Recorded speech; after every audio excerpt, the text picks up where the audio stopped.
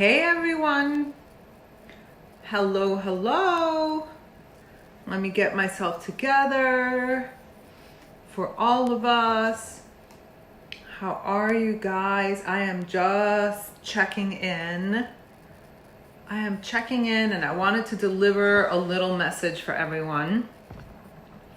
So, just wanted to see. Okay, first I have to say that I absolutely love the way that we are coming together. Hey Cheryl, I absolutely love the way that we are coming together during this time. And you know what's funny is that everyone told me that Facebook was dead, and Facebook has become my favorite place to be.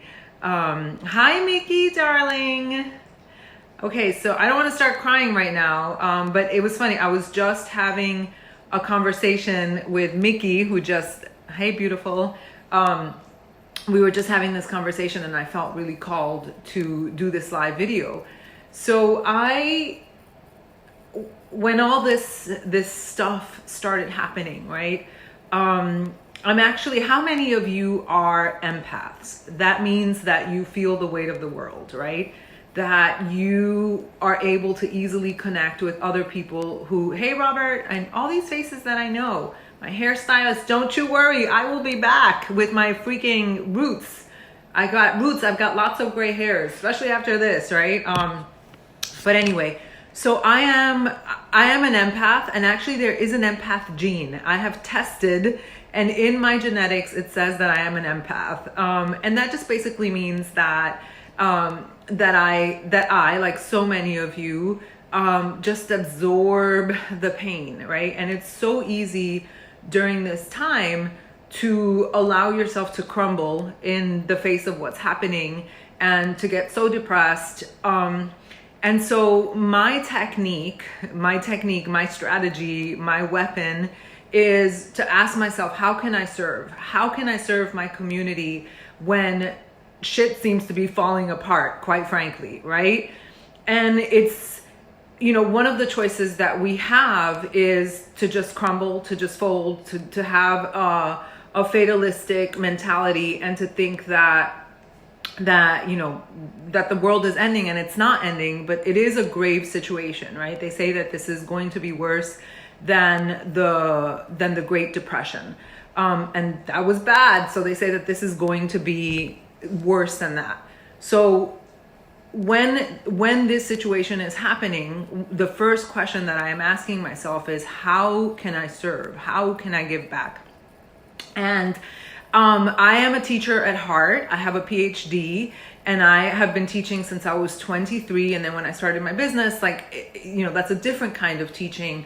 But when this happened, I just feel called to serve. I feel called to teach. And for some reason, I cannot tell you why, I felt like I had to, the way out is meditation. And so I decided to teach children, right? We did this last week. We had a few mindfulness meditations for children. Don't make me cry. I'm going to cry with this. Okay. I don't want to cry saying this, but I really feel it in my heart.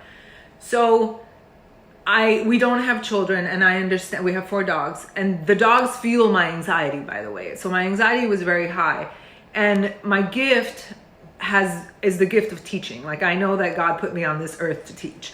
And so I really feel like during this time of global crisis, it's really a time for us to wake up to our gifts, right? It's a time for us to serve, and it's a time for us to use whatever if you believe in God, the universe, whatever gifts we have been given. And so why have I chosen to teach meditation to children? And what I think of, and it's funny because my husband, his family was in the Holocaust, and I haven't even expressed this to him, but this is what's been going inside my brain, is I think of in the Holocaust, right, when millions of people were being slaughtered, and there were people, I know, I didn't want to cry, I don't want to cry, I want to deliver this message. During the most difficult times and people were being slaughtered, there were individuals that were stepping up to be leaders. There were people that were stepping up to teach children. And what I'm thinking is, if this is going to be bigger than the Great Depression, and, we see this right now, right? People are losing their jobs, left and right, and the worst is yet to come. What's happening with the children? And so these children are going to grow up, and they're going to have memories of this time. And what kind of memories do we want our children to have? I want them to remember that there was a person. They're not going to remember my flippin' name, you guys. They're probably not going to remember your name. But I want these children to remember that there were adults who cared, who didn't charge to give them a service. I want them to remember this experience of coming together when the world felt like it was falling apart. See, the dogs feel me. And so that's what I want. I'm trying two things. I'm trying to relieve parents right now, even if it's just an hour, even if it's just, 30 minutes, 40 minutes of meditation, because children can't take that long, right? I'm trying to give parents a little break by doing this, these mindfulness meditations, right? And then the second thing that I'm trying to do is, I'm probably boogering all over the place, but the second thing that I'm trying to do is to create memories for these children, so that when they grow up as adults knowing that children were cared for. Now, when I was little, I won't share the details, but basically I was separated from my mom and my brother for about a year. And that was the most traumatizing thing in the world. It was extremely traumatizing, and I don't remember anyone asking me how I felt as a child. I was 6 years old. I don't remember anyone asking me how I felt, but I remember adults taking care of me, and taking me to places and all that stuff. But because I was a little girl and I was 6 years old, I began having stomach issues, I began having anxiety, and I began biting my nails.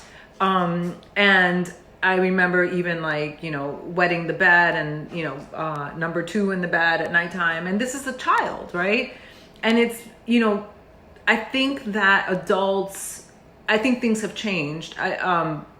Children have feelings, and I just remember that. So I'm tapping into the part of myself that knows that children have feelings, and I want to be able to allow the children, even though I have no credentials to work with children, you guys, I'm just telling you that, right? Like, it's just through my heart and my natural teaching abilities, and I am schooled and trained in education, but I don't have a background with children, but it just feels right.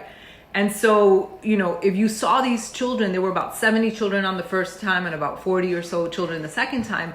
All of the children were engaged. They were engaged. And my intention, Erin, you had your son on. My intention was to teach the children how to breathe, right? So that is my intention. So I'm going to show you, what did I say I was going to talk about in this little live? So that's my intention. My intention is to share, and to give to the children, and to give them memories, and to give parents a break. That is it. That is my pure intention. And my friend Melissa wrote to me, and she said that people can tell my passion. I just light up with the children. It's so awesome. I just feel so happy doing it, So that's number one. And then yesterday, I decided to do a meditation for adults. I was trying to get my mom on, and because I know my mom is in New York City, 2 people are infected in her building, and she lives in a 400 square foot apartment.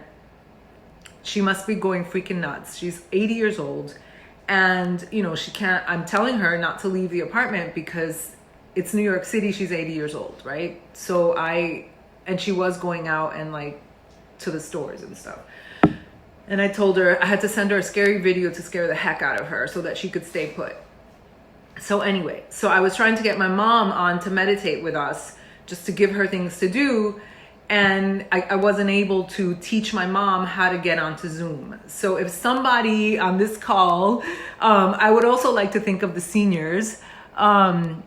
And I don't know how to teach seniors to, people that are really not tech savvy, but that have a laptop or have a computer. how to log on to Zoom. You know, so if someone could create that in English or in Spanish, so I can show my mom so she can plug into our meditations. I will do meditations for older people, like, you know, all ages. It doesn't matter, because and something that I explain to the children, whether they're 5 years old, 10 years old, 50 years old, or 80 years old, we are all dealing with emotions. And if we just learn to tap into our breath, we cannot control what's happening on the outside, but we can control what's happening inside. So now that I have your attention, which is really nice, okay. So I wanted to show you just one technique that I shared with the children, which was really, really neat. And I'm seeing the children tag me and message me. And don't laugh, but my confetti is actually yellow, so it makes it look like pee, but it's not pee, okay? So this is called a mindfulness jar, all right?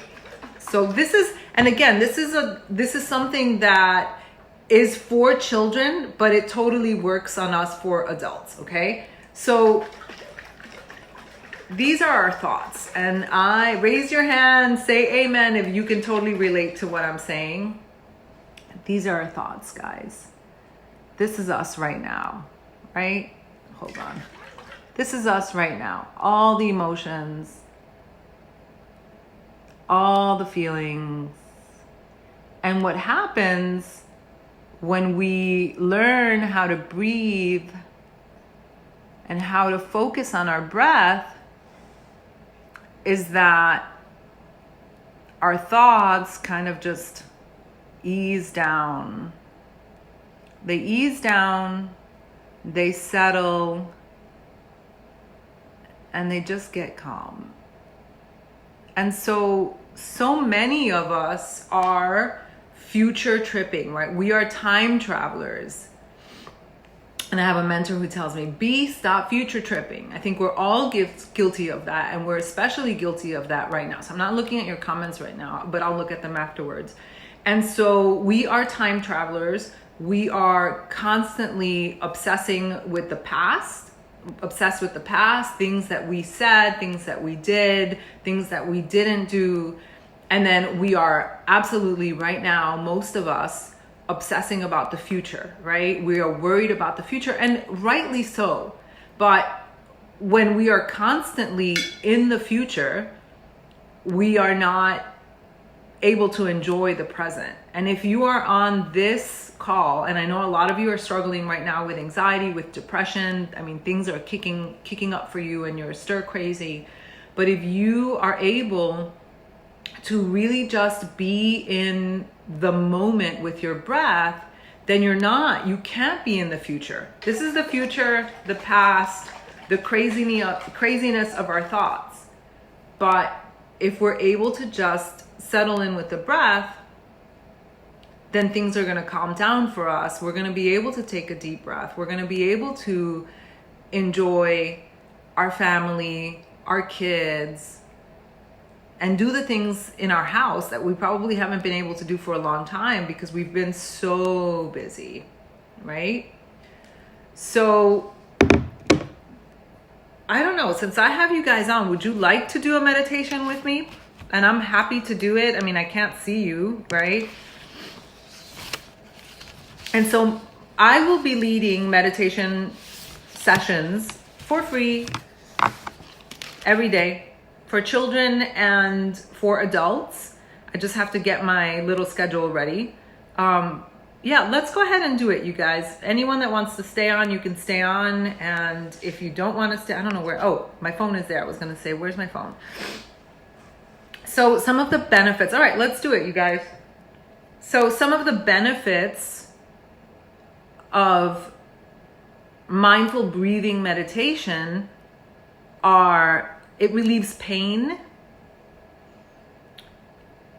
You can actually increase your immune system functioning. So I know that you guys have been seeing so many people claim that their product increases their immune system and all that. We can't make those claims right now.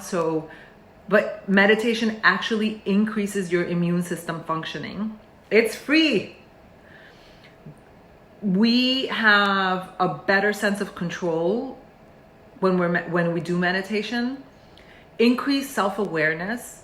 So if this is you and you can relate, okay, on anytime, really, like, okay, you're busy doing this, you got to get this, you got to get the kids, you got to feed, you got to do this, and the dogs are barking, and your spouse is doing this, and then you've got a team call, and you've got a call, and you have work, and you have this, and you have that, and you have that. Like, how aware are you, right? If this is you, you don't have the capacity, the mental space, because it's really about space, to just be aware of what's happening. And so when you do meditation, what meditation does, it just brings awareness. So when you are aware, you become the watcher, you become the observer of your thoughts. And then you're able to say, like, oh, you're acting like a crazy biatch, right? Like, slow down, okay? And then you just have a greater sense of calm, a greater sense of peace, and a greater sense of happiness. And you become more resilient. You're able, and what that means is that you're able to handle the things that life throws your way. So I can tell you that in this whole pandemic, I am sad. I'm sad to see the jobs that people are losing. I'm sad that people are stuck in their apartment. I'm sad that many young people are not understanding the idea of social distancing, and people in general, right? I'm sad about all those things, and yet my general level of happiness is pretty much the same, because I do a lot of personal development, and I meditate a lot.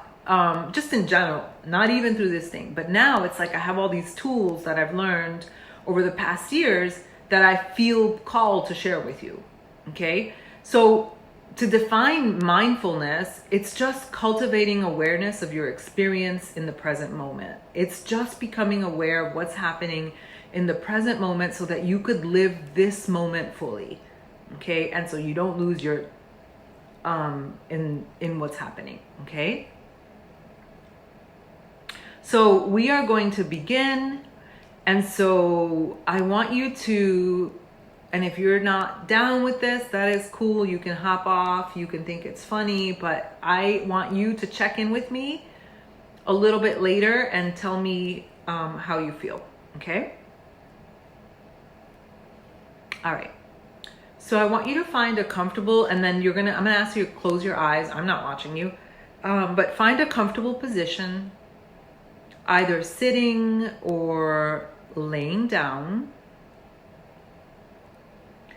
And I want your neck, your head, and your spine aligned. So that means like in a straight line.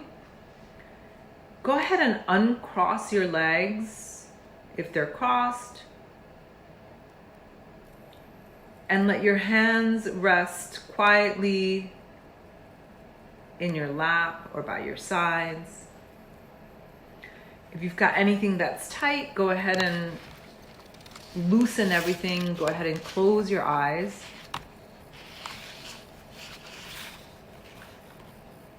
And I'll tell you something, we just started this, and the dogs, just hearing my voice, the dogs are all settled and everybody's sleeping.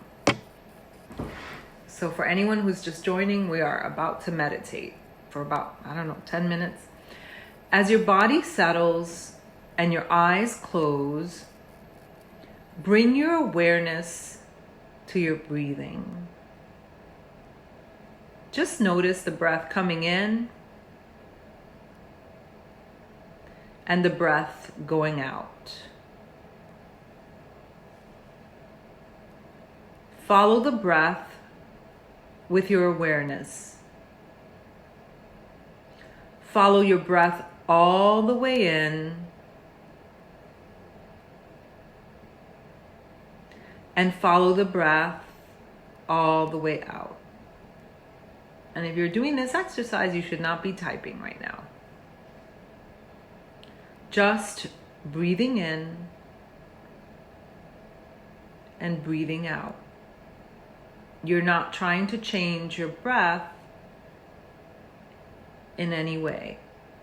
And a few of you are just joining us, so we're just meditating. Just close your eyes and chill out with us. Breathing out, breathing in, feeling the breath as it passes through your nostrils.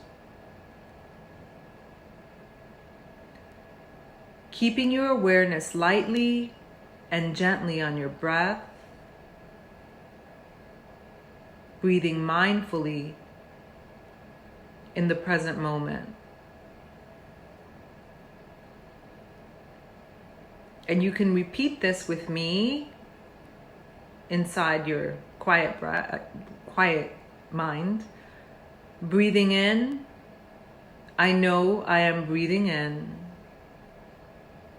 Breathing out, I know I am breathing out. If thoughts come in, as they always do, just acknowledge the thoughts without judgment and let them go. Let your thoughts drift away like clouds floating across the sky, and bring your awareness back to your breath, back to your breathing,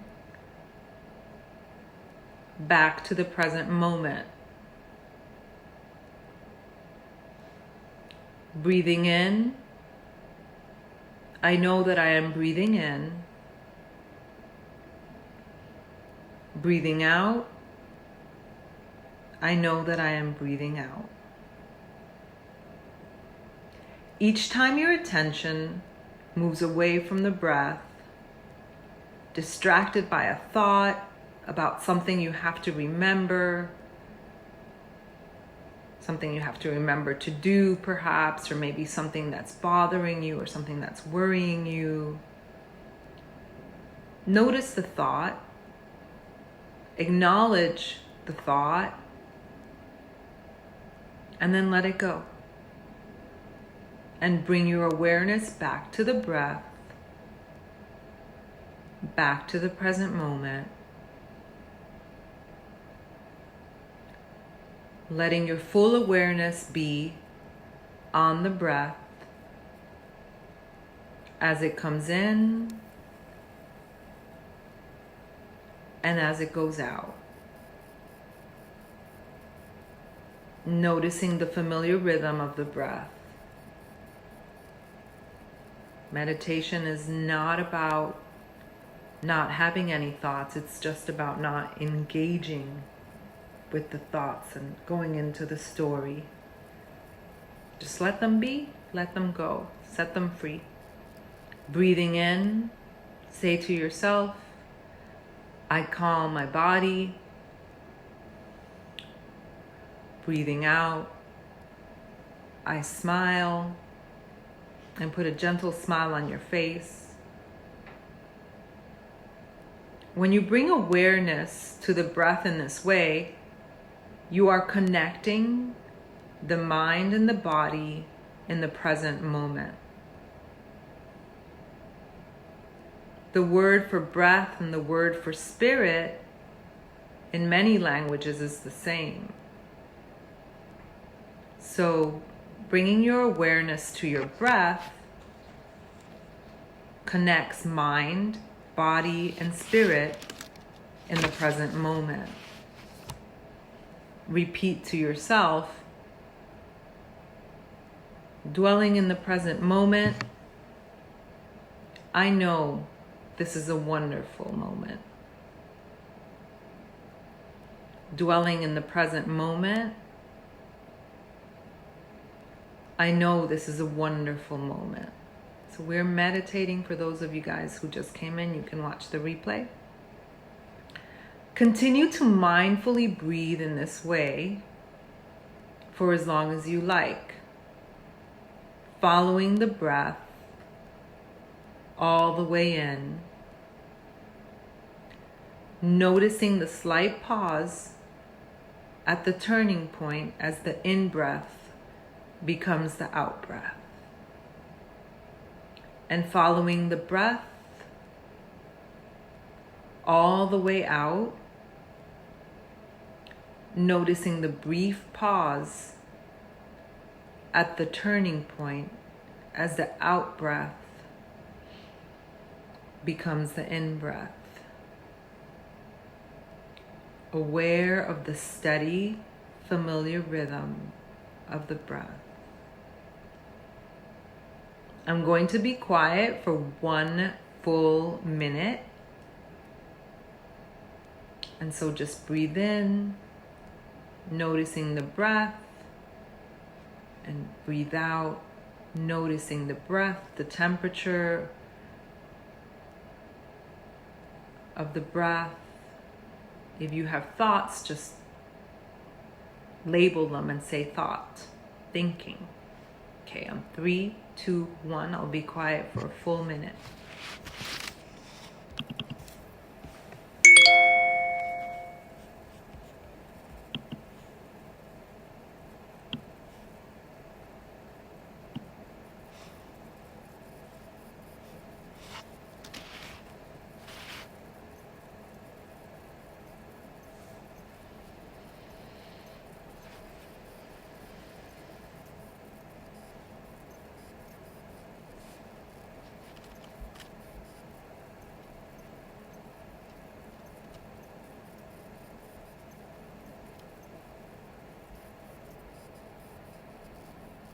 If you're thinking about what you need to do, just rein it back. You have 24 hours and 23 point something hours to think about that.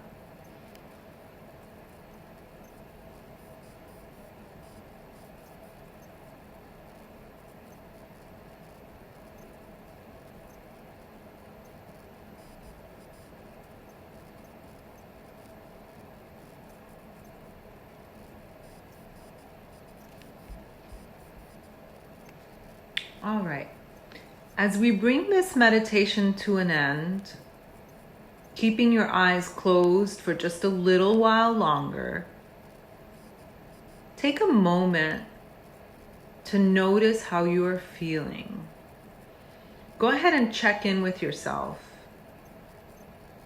Check in with your body. Do a little scan from your head,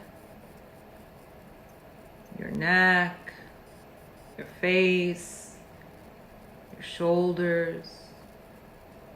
Just scan down your chest, your back, your stomach, your legs, your calves, your feet.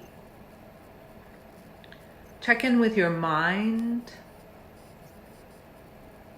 Is it the crazy glitter that I showed you, or is it calm? Has the glitter settled? Check in with your spirit. And if you like, offer gratitude for this time that you have taken for yourself to be quiet, to breathe, and to bring yourself back into balance.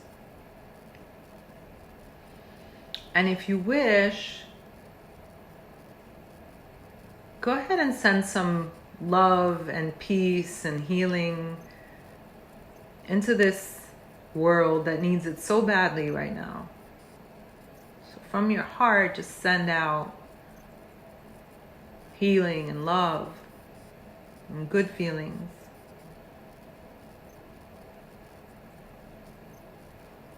And slowly come back into the room. Wiggle your fingers, your toes, and then go ahead and rub your hands. Rub your hands together. Make them warm. And then bring your hands to your face with your eyes closed. And you can go ahead and open your eyes in your hands. And then remove your hands from your face whenever you're ready, and welcome back to the room, and then to me, and then to each other. So many of you stayed and a few people joined. How was that, you guys?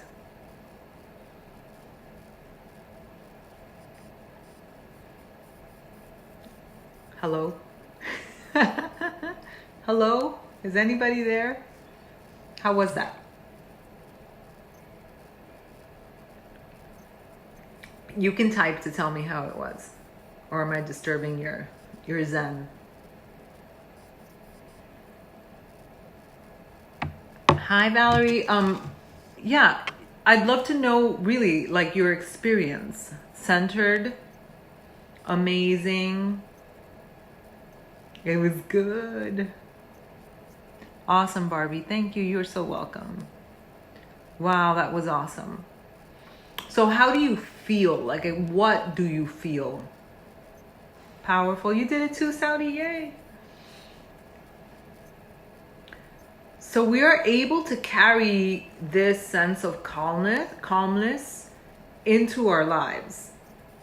And then it doesn't last forever, right? So when you need it, yes, you're going to see that you're going to be able to go through your day a little bit calmer. And when people are around you, your kids, your spouse, your family, they're going to be able to feel that, and it's contagious. Okay? Relaxed and grateful. Yes. This is so great. Okay, so let me go ahead and give you some tips, and then we'll end here. Okay? So I'm going to give you some tips, and you can go back, you can take notes, you can come back. We could do this live. We can do this throughout. You feel in touch with your soul. That's the point, right? Because we're so busy that we lose touch with ourselves and with other people. And in this crisis, you actually can feel joyful and peaceful and calm. Okay? So regular daily practice, you can set aside 5 to 10 minutes every day. It helps if it's a regular time. So if you do it in the morning, try to do it at around a certain time.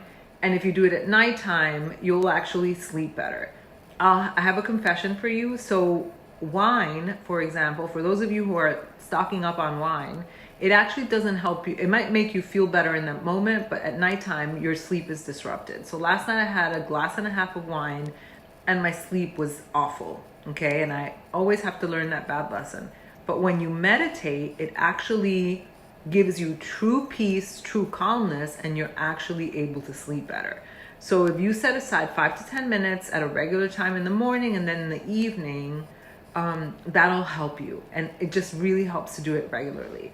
Okay, throughout the day, you can use mindfulness breathing throughout your day. When you're brushing your teeth, if you have to drive anywhere, if you're waiting for an appointment, when your phone rings, when you have to work, you can find your own times to do mindfulness breathing so that you can just like be there and not in the past, not in the future, not worrying. It really, really makes a difference. Another little tip that I have for you is just write on a piece of paper, sticky note, breathe, to remind yourself to breathe. You can put it on your mirror, kitchen cabinet, your dashboard, right? To remind yourself to breathe mindfully and deeply. I'm someone that holds my breath when I'm just living life. Like I hold my breath and then I can't even talk because I'm holding my breath. So I need those reminders. And I'm not talking to you like some Zen master. I'm talking to you as a type A personality that has needed to learn these skills so that I can have a good life. And then my final tip is in stressful situations or in emergencies, when you find yourself starting to feel tense, anxious, or in pain, just use your breathing to calm you. So take 5 mindful breaths, or you can even just do 3 breaths. And just taking 1 conscious breath can make a huge difference. All right, that's all I have for you guys. If you want to replay this, you can replay this. I wanted to do this live. For the children, I want you to know this. For the children, I plan to do daily meditations for the kids. I think that it's important to do it on Zoom because I think the connection for the children is, and for us, is really important for them, for the children to see each other. I also think it's important for us to see each other, but I wanted you to see that this is what we're doing. When I'm offering Zooms, there are no strings attached. It's purely from my heart, my desire to serve and to help us, be better. and deal with the situation. I hope you enjoyed it. And I would love to hear your comments. So because I want this to spread.